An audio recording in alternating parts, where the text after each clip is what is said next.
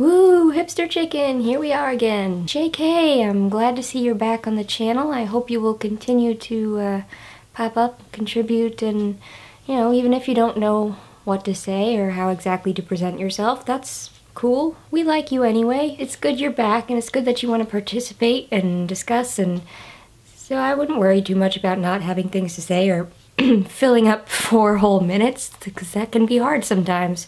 Just, you know, just do whatever. We're non-judgmental here. Well, we're a little judgmental, but we keep it mostly to ourselves. And Ricky, always very reliable.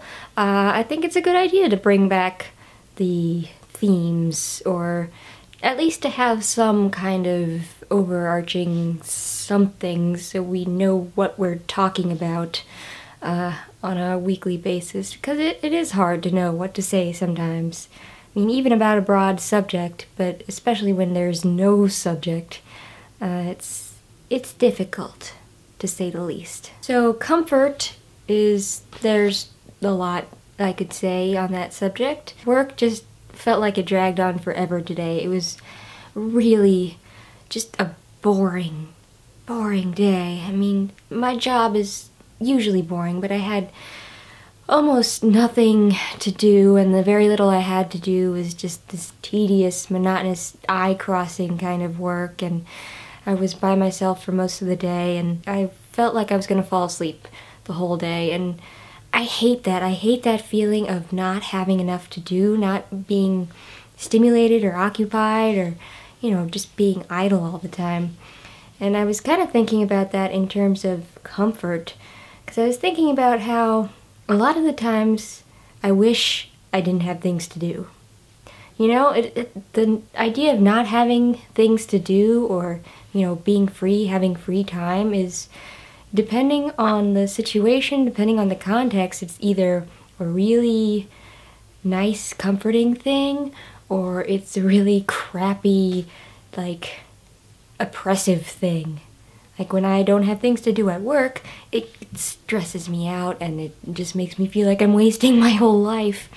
But one of the most comforting parts of my week is that moment I get up at a reasonable hour on Saturday morning, and I get up and have a shower and just make myself a cup of coffee, and then I just channel surf or read or surf the internet or something, and I don't have anything to do. I don't have anywhere to be, any responsibilities. I can just lounge, and it's nice. I don't have to go anywhere or do anything. I can, oh look, there's a Walking Dead marathon on that I can watch, which, you know, if you want to talk about things that are comforting, The Walking Dead is not one of those things. It's still good though. You should probably watch it if you have a tolerance for blood and guts. But basically, I find it's interesting that for me, doing nothing or having nothing to do, depending on the context, it either falls on one end of the spectrum or the other in terms of,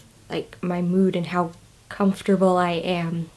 Because when I'm in an environment where I can't really escape or I can't go anywhere or do what I want to do, or, you know, it's not my place, my couch, or that's stressful to me. That's uncomfortable, and it stresses me out. But when I'm at home and doing nothing, it feels right. Up until the point that I start realizing that I am wasting my life just doing it at home, and then I start to get stressed out. But in that moment when I don't feel any obligation to do anything, it's nice.